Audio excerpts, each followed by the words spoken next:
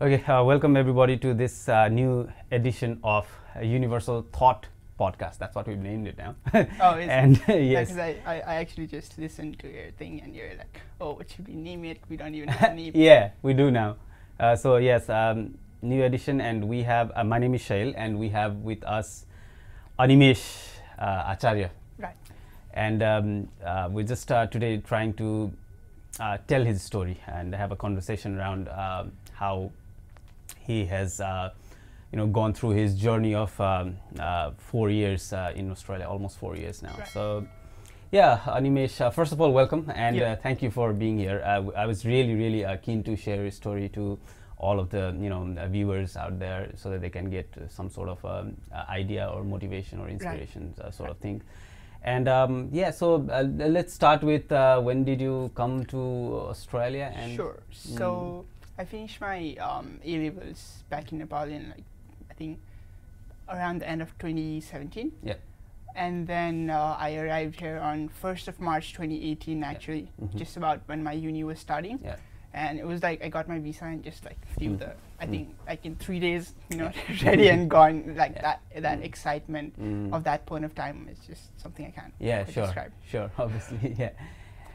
And then so I was actually I actually came here thinking that I would study software engineering and then specialize in games development, because like that's what I was kind of interested in. I liked development a little bit when I was studying in high school. Yeah. What is that you said? You liked something? Like games development. Games development and yeah, development yeah. itself. Sure. But then to be honest, like my A levels, I was a very bad student, like bunking class, doing stuff. Okay. And then I didn't really study well, because like my initial plan was to go to US after my A levels. But if I'd be very honest, and if I'd look back at that point of time, to go to US I'd have to do like SAT and TOEFL, get extremely good marks, because I didn't want to go to any university. I had my list of things, which was kind of wrong when I think back now. But then I did really terrible in my A levels. And then I was also very lazy at that point of time, I think, because that's just an honest opinion, because if I was not lazy, then I would have actually studied for SAT and TOEFL really well, and maybe I could have gone there. But what seemed easier was that just look up to my dad and, hey, I'll just do this IELTS, it's not too bad. Dad, please just send me to Australia. I'll study in a nice uni, and as soon as I complete, I'll have a good job. That's what I said. And hey, no, same story, let me tell you. I had the same story when I finished my bachelor's degree. I was planning to come here, join my GRE class, and then, like after some time I realized that, hey, IELTS, Australia seems pretty easy. So easy, right? Yeah. So you came here at around 2018 to study at UTS, I think? UTS. So it's like my course was like diploma of IT, leading to second year of bachelor's of science in at UTS. So the first one was UTS InSearch, and it was pretty nice actually.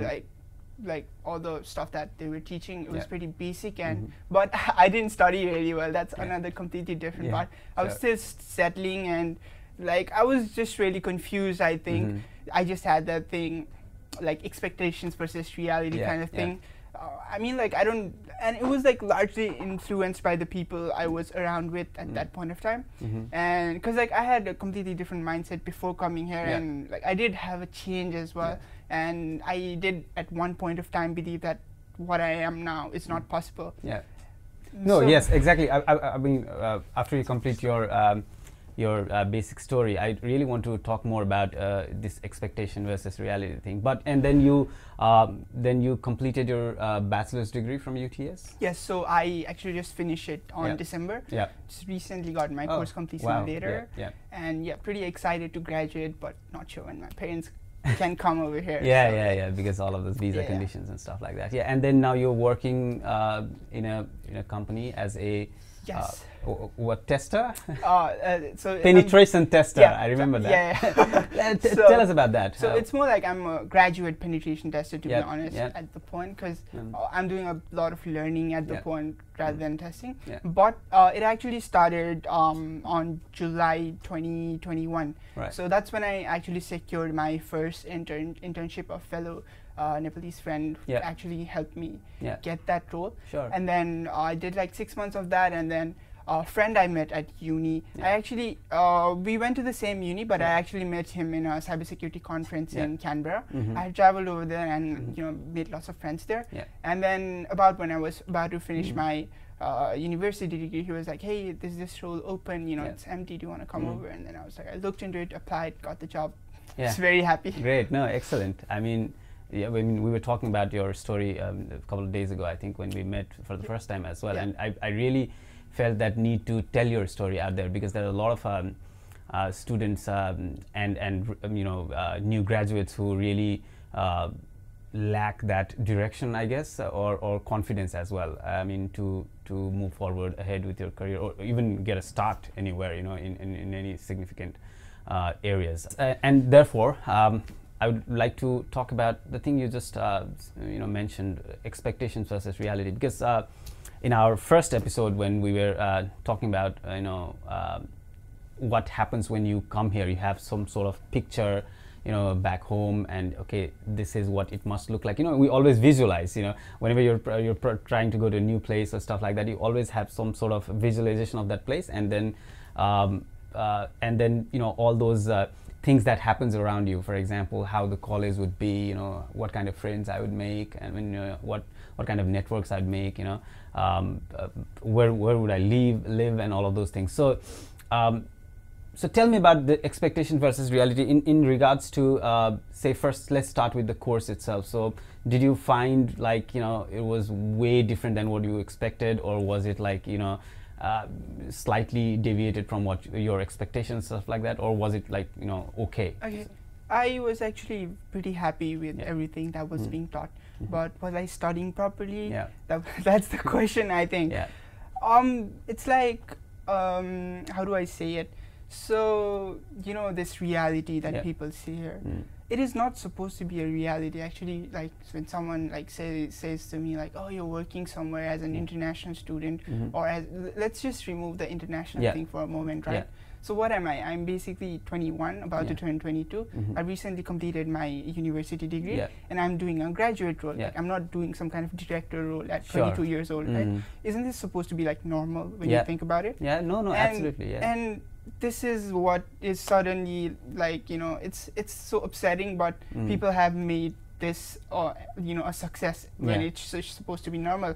And what is not supposed to be normal is a student graduating and doing something that they don't like for the 20-30 years of their life. That is not supposed to be normal, and that is what people no, very well said. I mean, like, said as normal. Excellent. I mean, that's what I normally, that's what makes sense as well. Like you graduate from a university, you do all your hard work, and then you start a graduate role. That shouldn't be a like you said, a success story.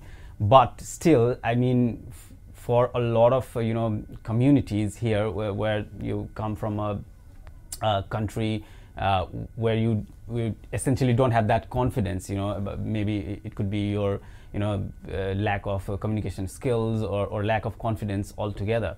And then this normal process, which you just said, has become very big for a lot of people, because I believe that lack of confidence and maybe lack of idea of, okay, this is also possible, and this is quite normal to achieve, it's okay. So yeah, I mean, coming back to expectations versus reality. So what did you find different, for example, in life in Australia in general, like for example, becoming independent, making your own money, and then obviously technically we're still supposed to be supported by our parents. That's what we write down in our visa application as well, and that's what it should be. But when you come here, what sort of the work culture here, and then university culture and all of that. So how did you find that different, and living and going about your regular day? So basically, I had my mom's cousins, and then I was living with them, and they were very supportive with everything I did, everything I've done, like even now. So like I didn't have any problems. I was very comfortable. Oh, actually, so I actually arrived here when I was 17, right? Okay. So then the thing was that I would have to stay in the homestay, and like being alone in the homestay was like really bad, you know. Like that's when I used to kind of like break down a little bit, just start missing everyone. But then I had my mom's cousins who helped me a lot. They just said I just come over and I just go there and like stay with them. And then I think one thing that I really struggled with was in like UTS InSearch. I struggled with making friends in college. What's the UTS InSearch? So it's it used to be like a provider for UTS, where international students who don't have enough, like, so they've got this schema to calculate the amount of points, calculate the points required to study a degree, right? Right. And I was a bit short on that because I did terrible on my A-levels, right? Sure. So I would have to study a diploma, but then it's pretty much like studying the first year, because I do my first year as diploma and then I study second year as second year of bachelor's. So I didn't have any like loss of time or anything, but it just was I had to study something separately and pass through that. So I did struggle making friends over there, and then, you know, like when you struggle at first, then it does hurt your confidence. Like I used to struggle, you know, just talking. I was a total introvert. Like I would never be able to speak like this 3-4 years ago. And then on top of that, when you have to like make friends with people from different culture, and then it just like and especially the ones you admire, you're already admiring them, and then you have to somehow try and be a friend, and which was not happening for me. So it took like almost, I think, 2 years for me to, you know, try and figure out and ease it. So do you know what? Probably sometimes you do it subconsciously as well. But did you do anything, you know, with your own, you know, conscience or with your own idea? Like, okay, I'll do these things to break that side of mine where I'm not being able to open up with people, or it just happened over time due to many interactions and stuff like that? It was more like me pushing it all the time, and also the other works I was doing. So well, my first role was, I think, like in KFC, and I think I should share this actually. You know what happened? So I went in there first day with like, you know, like how you have to wear like steel toe boots, and then I didn't have one of them, and actually a fellow from our community like stepped down in my boot and said, you should have, you know, like, how does it feel? It's your first day at work and someone's like stepping down in your boot saying that that's not the right thing. You know? It was terrible, but at the same time, about like 3 months of working in fast food chains, I suddenly had a strong interest towards making coffee. And then I actually approached a Nepali guy from Instagram who was doing like I used to see some coffee and stuff in his stories. So I approached him, went to his cafe and said that I really want to learn. He even helped me out, and then I got a job in like as a barista, and then I actually worked in some really amazing cafes around Sydney, which really helped my communication skills, I think, because there's no way I'm just making coffee. I have to be speaking and making like relationships with customers that last as well. So that's, I think, one point that really helped it. And it's also the time, I think, you know, just start getting used to things. I mean, at one point in time I was teaching PTE and IELTS to a few students. I think it was back in 2016-17, and I was a similar person as well. I mean, very I wouldn't say very introvert, but I was not very you know, going out and making friends kind of person. So for me also it happened like, you know, eventually I became more confident, and it's always a learning process. I'll still be developing myself, I mean, in coming years as well. But people used to ask me like, how did you, you know, how did you get these marks in these tests and stuff like that? And at that point in time I didn't have any answer, because I didn't do anything consciously to develop those skills. But I had that habit. I suddenly developed this habit of listening to a lot of interviews and podcasts, you know, and obviously the way they you know, select the words to communicate a certain idea, and that really subconsciously helped me, you know, over the years. So and that's what I used to tell them as well. Develop some sort of habit, you know, be it reading articles or, you know, listening to, you know, podcasts or listening to some interviews and stuff like that, and just again eventually going out and talking to people and making those networks and conversations and connections, and I think that will definitely help you get out of that shell, I believe. Right. Yeah. So no, great. I mean, so basically that is how you really got that confidence. Now let's talk about when you were studying and you were thinking about, okay, so did you immediately know that, okay, this is what I want to do, or no. what happened? How did you reach from studying that to becoming a graduate penetration tester at the moment? That's so, right. Yeah.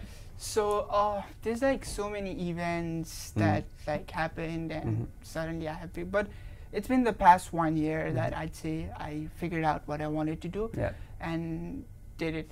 But then there's also this thing, like it's not like I naturally, like there was a particular event, how people say it, like this happened and then I changed my, no, it didn't happen. It was, for me, it was more like, okay, I spent 2 years in my uni. I don't know anything, like I have no idea what I have studied till now. I've got 1 more year left. Like I paid $80,000 to my uni already. And then, money. Like what am I gonna do? And that's when I actually started looking for stuff. And I think between the first year and the second year, I did a lot of, like how to get into Big Four, how to get into this, how to get into that. You watched a lot of videos. And one thing I didn't realize is, okay, you can have a great resume, but what will you have in that resume? Like what are what is it that you want to do, And then what am I doing right now so that the people who hire see something different in me and hire me. And I didn't realize that for the whole, the time between first and my last year. And during that, after that second year, I had a moment where I was like, okay, so what do I like, I like doing new things. I get bored of doing same things very easily. And I also like really challenging things and being in difficult situations, if I'd be honest. It's like so bad that when I worked as a barista, like I'd be like bored of that same cafe in like 3-4 months, and I just used to start looking for a better place. Like it's just that wanting to do better.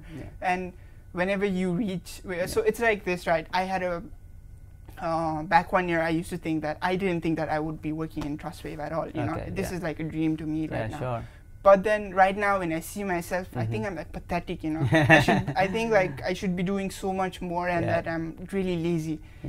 So it's like, sorry, I totally forgot your question. No, that's fine. I mean, you don't have to beat yourself down. You're doing really well. No, that's fine.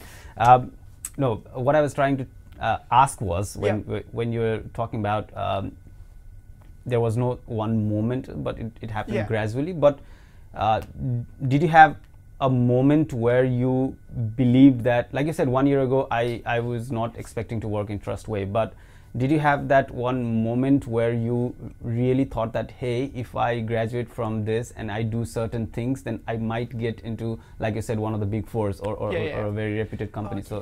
I'll continue. So I had that moment where I started telling myself, okay, what do I like? Okay, I like doing this thing. Okay, what am I studying? What degree do I have? I'm majoring in cybersecurity, and I kind of know like what it is about. But what do I do now? That is when I started reaching out to people who are in the industry, asking, okay, what do you do in your daily life? What are the things I can do to reach where you are right now? And as I approached people, they started helping me. They were like, okay, if you really want to do this, go ahead, and these are the resources. Go ahead and learn from here, learn from there. And then I went ahead and did that.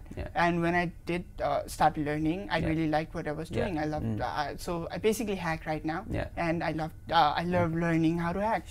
And then so no, that's fine. Like you said, you started going out, meeting people, and that definitely must have helped you a lot, and maybe probably given you that confidence about, had you ever had, while you were studying, for example, have you ever had that thought that, hey, even if I finish this degree, I don't think I'm going to get a job in a good company. I might have to struggle for a few more years, or because why I'm asking you this is there's a lot of, and even I went through that phase, and a lot of people go through that phase where there are a lot of people around you meet who have finished their studies but haven't been able to get into the industry, start working, and they're continuing with their same job, and probably a lot of them have just left the entire thing, and then probably done something else, or maybe progressed in their existing job. And I believe the major reason behind that is that lack in confidence, that I cannot, or people like us cannot. It's more of a cultural thing as well, because that's what a lot of people say, like, hey, this is what this is where we can reach, and that's the ultimate, and you can't go beyond that. Some sort of idea is fed, and I see a lot of students who are very low on confidence. Like, for example, they're studying accounting and they never even think about, I might be able to get an accounting job. They're just doing it for the sake of doing it, and then probably make money somewhere else where it's much more easier, or as in, like, you don't have to go out there and expose yourself too much, so just living in their cocoon. So have you ever felt in those years while you're studying that maybe I can't do it, or something like that? Like, totally. Like, it happened pretty much till the day I got my job. Oh, really? Wow. Yeah, of course. Like, because I used to get a lot of rejections. Like, if I scroll my email, I still get rejection emails from stuff I applied 1 year before. But the thing is that I never I was like, it's this or nothing for me, And actually, someone taught that to me. So I used to say, like, he's a friend. So he's working in the same thing I'm doing, and he's actually a lead of his team. So I used to be like, hey, okay, so I've got uni, I've got work, how do I study, how do I apply, how do I, spend more time? He used to be like, those are all excuses. Like, see, if you really want something, then you'll find enough time to do. Like, just count the hours, man. There's 24 hours in the day. You probably go to uni 2-3 hours. Even if you work like 12 hours, you'll still be able to find like 1 hour to do something you want to pursue. And if you spend that 1 hour like every day, then like it just becomes so easier. So when I actually look back at how much I studied, like it's less than, if we start going into hours, it's probably I haven't even studied over 50 hours. Like in total. So like maybe like 20, 30, 40 hours was more than enough for me to get started. But it's obviously changed after I got started. It gave me a lot more time and experience to learn. But before, it was like, so he basically used to go like, don't make excuses, just do it and prove it. And then also the thing about feeling that I won't reach there, it was like looming all the time, like every day felt like a countdown, let's say.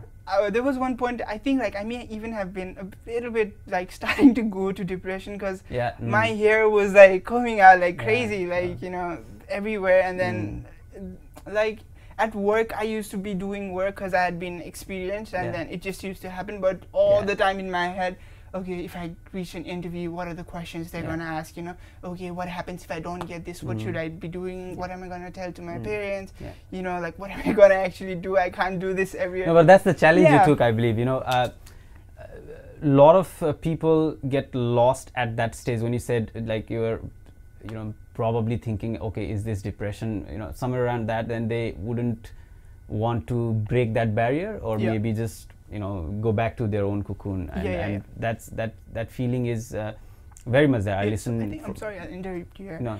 So when you start trying, you get rejections. Like, there's no way. I mean, you could obviously land your first role in your first application, but when you start getting rejected, like, you can make so much out of rejections. Like, you can make the world out of let's talk about that, rejections, because again, there are a lot of examples where like 1 rejections or 2 rejections will really demotivate that person, and they wouldn't go for the third one. I spoke to a guy once, and he said, I applied in 100 jobs every single day, and then I eventually got it. And then 100 is crazy. I mean, I wouldn't do it for over a year or 2 years. So what did you learn from the rejections, and how did you handle that? Just talk about that.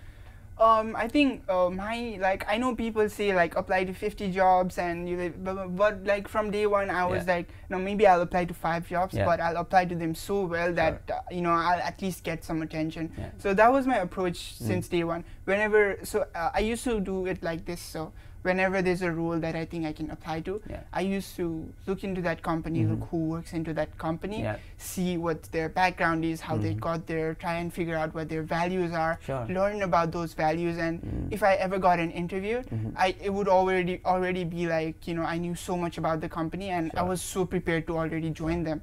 But I used to have to like prepare myself for every other interview that way. So whenever I used to get rejected, because I would have put so much effort into like applying, I used to reach out to the recruiter or, you know, go to LinkedIn, search who interviewed me. Usually if you get to interview stage, you'll most likely they'll most likely be able to give you feedback. But before the interview stage, okay, let's say you tried applying with your resume and with your answers to your question, to the questions the company asked for 10 times, right? It isn't working. Then like reach out to some people, say, hey, I'm doing this, and it isn't working at all. Should I change something? I had like, so the resume that I started with and the resume that got me job are completely different. And it was not that some people advised me to do, okay, do this. It was something that I experienced by applying. When you start applying and when you start looking at the same thing again and again, you start noticing your mistakes. You start seeing it how people would like to read it better. There's like so many good resources actually. So I know this might not be available in every uni, but I'm pretty sure most of them, like even colleges, do like resume sessions, copulator sessions. And if you attend them, like you have a decent, like, you know, presentable enough resume. And that gets you started. When you have a resume ready, you can just go, you know, hey, I saw this role, this is my resume. And like, it just takes that one moment for it to happen, you know. I really believe that's a very important point you made out there, because most of the people not being able to get into the industry or start as a graduate, you know, employee is I think, going to the uni, doing the assessment, coming back. I think they are pretty much bound by that, and they're not trying to use these opportunities. But I like what you said. Just a degree wouldn't give you a job. No. These are that's all the other things you do around it. Like for example, you said resume sessions, and you know, going out, meeting people, networking, try and get insight from a lot of people. You know, going through the LinkedIn, trying to make connections, and all of those things. I think that is really important, and I think that is where I mean, a lot of people could focus on to break that barrier. So what I'm trying to ask you here is, let's go to the specifics, because we're talking about what are the things you did. So so after you started going out, you know, had that sort of a belief, like, okay, maybe it's possible. And then what are the things you did, like specific things you did? Did you do some extra training or you know, networks and stuff like that? What so for the field that I wanted to go, it's cybersecurity, right? It's basically the internet. And I think I'd say this to everyone who's into like IT and anything related to internet, or even the ones like that are not directly to the internet. You'll find everything on the internet. So for me, there's this thing called like Try Hack Me. There's this online portal where you get to do exercises. And the great thing is that like most of the things like give you I wouldn't say certificates, but they give you something that you can put in your resume. Acknowledgement sort of thing. So for me, some really good stuff I have right now is, so I have this thing called 90-day streak. So I basically logged in. Sometimes I just did to maintain the streak, but lots of time it was like a thing where what I got after logging into Try Hack Me for 90 days and doing the exercises continuously. Apart from that, there's this thing called Pentester Lab, where there's a bunch of exercises, and the thing is that the people who hire know the value of that, because they were the ones who directed me towards that. And when you do that, they're actually seeing, okay, this guy is actually spending time learning. You know, it's like really funny, you know. Let's take this example, right? You are a student. Every company hires juniors, like almost every company, right? There's going to be some space for a junior guy to do. You are a student, you really want to do something. You're showing someone that you're already learning, and then why doesn't a company hire you? Like, and like when you bring in like visa and residency, I can say it right now that the only place you'll require like resident, like there's very few specifics who work, specific companies who work directly with the government, and it's mostly in Canberra. But I'm seeing a few people even get jobs in Canberra right now. So it's like, don't like hold yourself back seeing the, you know, visa required. Yeah, no, I mean that's another very important point. You're making very important points here, because that's another reason for not having that confidence to go out there, because you already have this preconceived idea that, you know, oh, maybe I won't get a job because of my residency status. But like again, if I think as an employer, my only intention to hire a person would be, or you know, what I'm looking for in a person I'll be hiring is, will that person be able to do the job or not for that specific role. And I think that's pretty much where most of the companies, you know, that's what they think, the human resource department, everyone. But that is just making an excuse for yourself, but for not being able to come out of that cocoon, or not wanting to come out of that cocoon, I believe. So yeah, I mean, so you did trainings, you did all those things, like you did networking events. Networking events are so good. I think another, you know, like that point when I was 100% sure that I wanted to get in this industry was, this is like a hacker conference that happens yearly in Canberra. So a friend was like, hey, this is happening, like 2 minutes in. I got holidays for that period. I booked like my ticket to Canberra, and I was already set, you know. And then I went there, and when I saw the people that I could possibly be working with, when I saw the jobs I could possibly be doing, like there was like nothing that could stop me at that point from like telling myself that I can do it. Because it's like this with visas, there is a certain kind of constraint. Don't think that it's not a constraint at all. Another people that I know a lot of, another mistakes that I know a lot of people do is, it's like they don't tell the company in their first interaction that they have a visa. It's not that the company's not gonna hire you, but they'll kind of feel cheated because you didn't reveal your information. So I think that's one of the things that I do, like in my first interview. I usually like, so you don't, in most places it'll usually be in the job application to select if you have what resident you are. It's like they have that for a reason. It's to see if you're on working holiday visa or on a student visa. If you're on a student visa, you obviously have constraints, but they also usually have option for, like, you know, 485 visa, which is basically given by the Australian government to work. And then select that there, apply. It's just like, you know, how do I say it?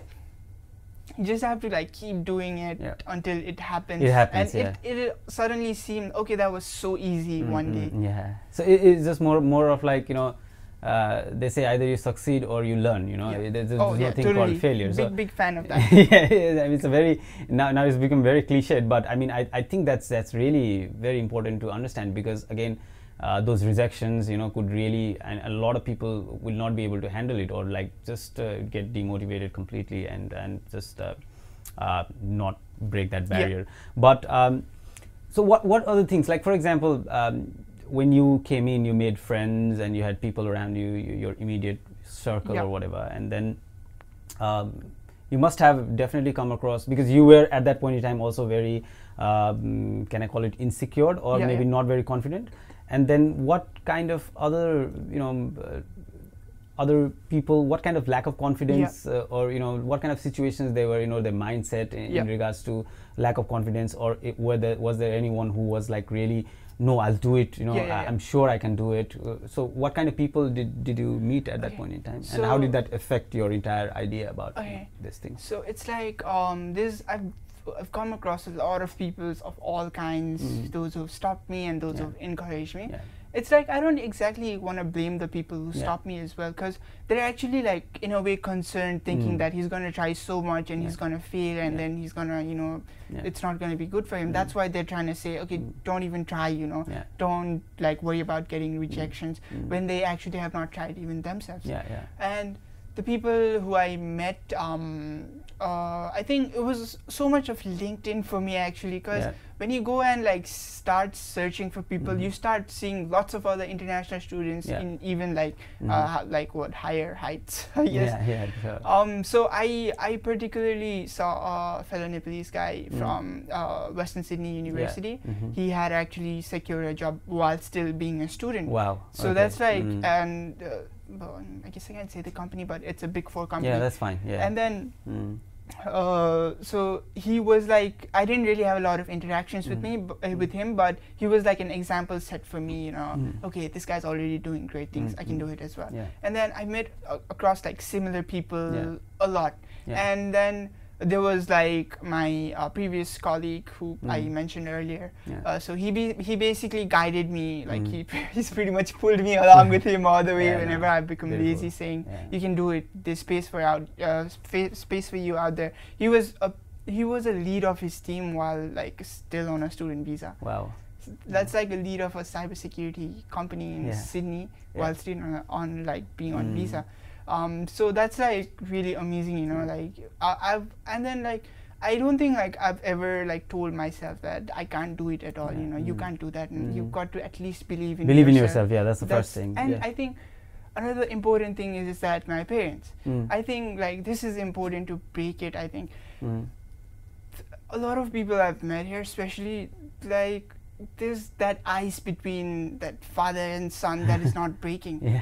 Like if you're concerned about what your parents are gonna think if you not do so, there's this ice between a lot of not just our community, but it happens everywhere. But I think you've got to like at least clear up with your parents what you want to do. And I think my parents have been like so supportive. You mentioned earlier about like finances and everything.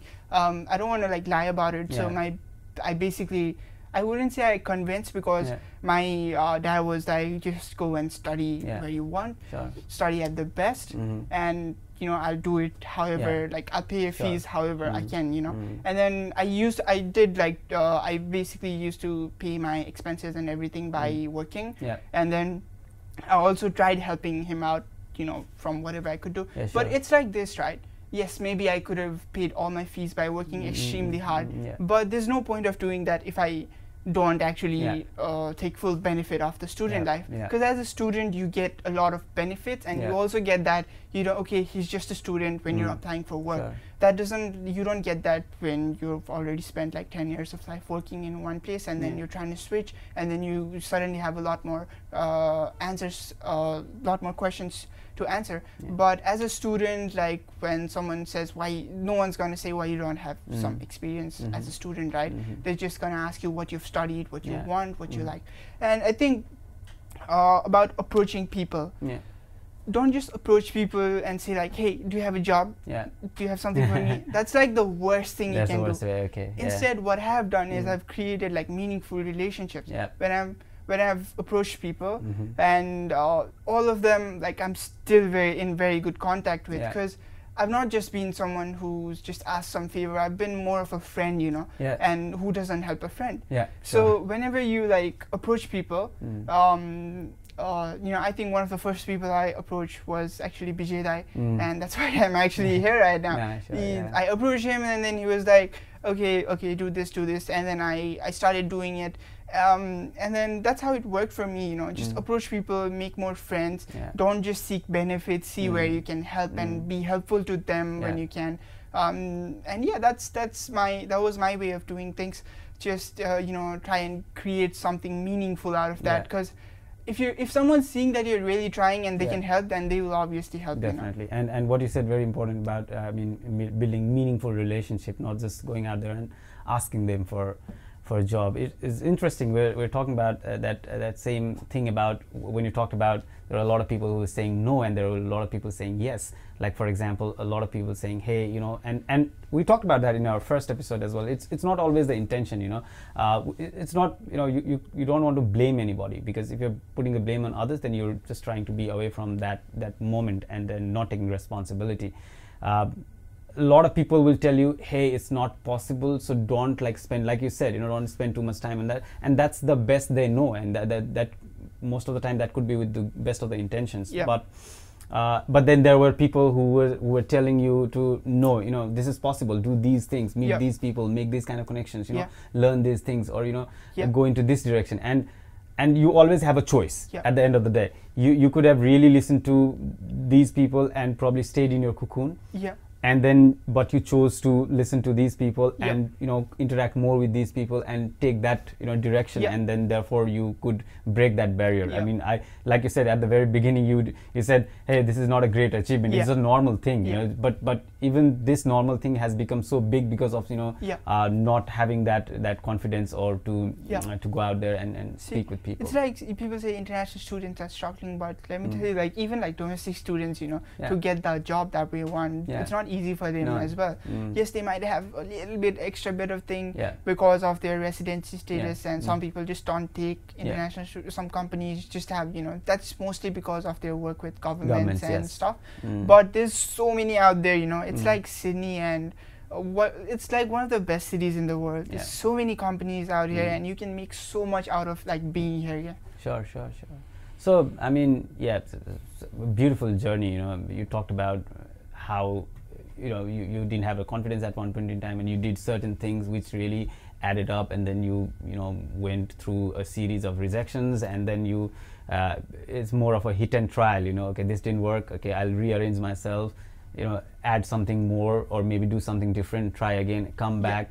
Try something. That's I think that's the essence of this entire conversation, because like I said, you've not even been here for 4 years, almost 4 years now, and then you went through that period of not having that confidence, but you did certain things and you broke that barrier, and now you are in the industry at least. I mean, and then sky is the limit. So how are you planning to probably take these learnings into the future, and what other things you think you would want to probably can I say improve upon maybe, or do differently in future to go much higher in your work and your experience with what you want to do? Okay, so I think a lot of things I've learned actually. Some of the very important things are, I think the first one is initiation. This is like, I think 100 things that I've said myself, I'll start today and never started. But all it takes is you reading that one page of paper to start with, like just do it, like just do the first bit at least, and suddenly you never know when you'll have completed it. So initiating things as soon as I think about them, and not just like let it be thoughts. I think the second thing is to work harder, I guess, because like I mean, like, see, I try to not do you have a set routine about like your daily thing? Oh, no. Sometimes I'm sleeping at like 3, 4. See, like, let me tell you something. Whatever works for you, because for me that really worked, because when I was going through a low phase of my life, I thought, okay, what are the 5 things that are in my control, which doesn't have any third person's influence, which is not affected by anyone else, but I can control.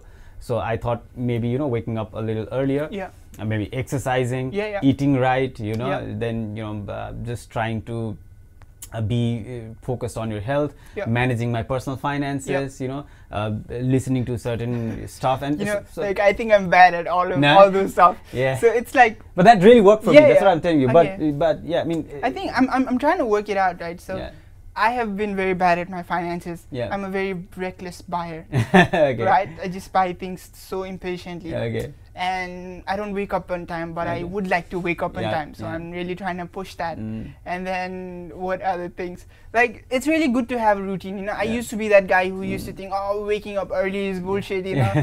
Just like sleep when you want sleep. Just do what you like, kind of person. And this also applied to me being an introvert before, because I used to think I don't need to speak to other people. But now I realize how important going out and speaking to other people is. Same thing with waking up and doing certain things at certain time, because then you kind of like free up more space. You have control over a few more things. Because I think control is the key word here, because I can talk from my own experience. I think after I mean, obviously I'm not still very perfect at it, or I'm still trying to join the pieces and make it even better every day. But I think control is what's key here, because once you have that set, idea about how you want to go about your day, and maybe you plan certain things for a month or or a year for that matter, that'll give you more control on the things you want to do, because you now have a structure in your daily routine. And I think that really would help a lot of people. But it's like you've got to like try and see what would be a happy you. Am I a happy me right now? No. 100% no. There's like so many things I want to do and I have not been able to do. And I obviously have like, I've got like, I set my goals like ridiculously high. I don't care if I fail. Like, I don't care if I get ashamed because I didn't reach the goal. I set it. I don't care like, who says what. Goals are goals. And then I used to be that guy who used to dream and not work for it. Totally. My dad used to say that to me all the time. You dream, that's really good, but where's the work needed? And that was the reason why I didn't go to US, So I dreamt of it, which is good. But then was I ready? Was I working hard for it? No. And this happened.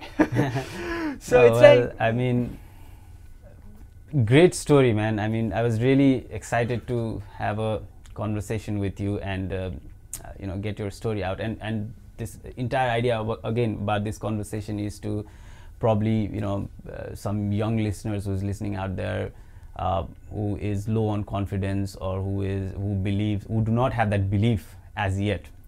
And they can really listen to what you just said and maybe do certain things, come out of the box, listen to the right people, I guess, and make those right choices and keep trying, keep trying. And there's no blueprint of like, hey, this is do these 10 things and success is guaranteed.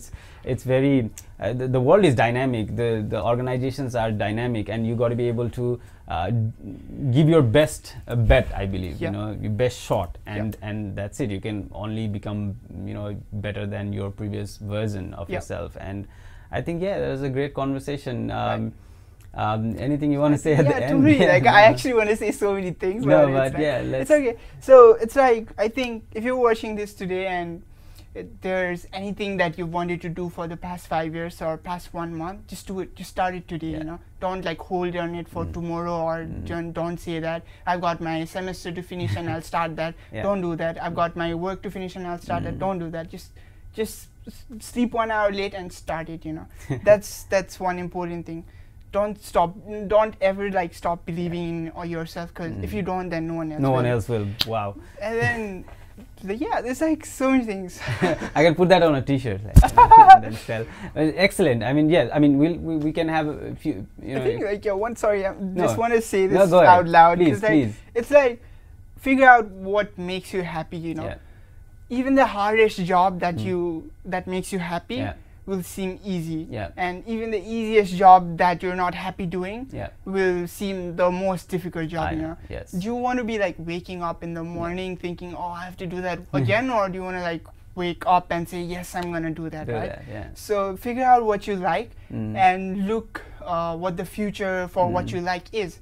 And then like relatively see how you can pursue that future. There's like a million different ways to like achieve what you want to. Break it down basically. Sometimes we always we involve ourselves in these big ideas and then there is no action. So maybe you can set up a big goal, broad goal, and then objectives, and then maybe action plans, and then you don't have to, I mean, if you can write it on a piece of paper, great, excellent, but at least you can have that in mind that, okay, these are the actions I should perform to obtain this objective, which will help me reach that goal. So I mean, excellent too. Thank you very much for doing this. No, it was a pleasure. I'm really looking forward to have more conversations with you in future as well. Yeah, sure. Because I think it's just that like this has to be normal, like everyone like pursuing a graduate job should not be abnormal or a success, It's like, it's just a normal thing, and try to put it inside of yourself. There's almost this like bullying thing going around here where people don't get what, and they haven't even tried and say it's not possible. So try it out yourself, try it out for yourself, and then see what happens after that. Doesn't matter about the result as long as you give your best shot, and then again come back, like I said, recollect yourself, do something different, try again. until you reach to a certain point, and then again another goal will be there already waiting for you. While you know what happens with me right now is that whenever I'm reaching, I know that I'm almost there. Suddenly my goals are like way up high, and when I reach there, there's like not much excitement, and it's already It's like getting a new phone. It's like getting a new iPhone. You're like, hey, I'll be the best photographer or something. You get a new iPhone, and then 7 days later you have 2 selfies, and that's pretty much it. But anyways, I mean, thanks for doing this, man. Yeah, totally. It's great fun, and thank you everybody for watching. We'll come back again with another edition of this podcast, and thank you for listening. Thank you, Animesh. It was my pleasure. Thank you.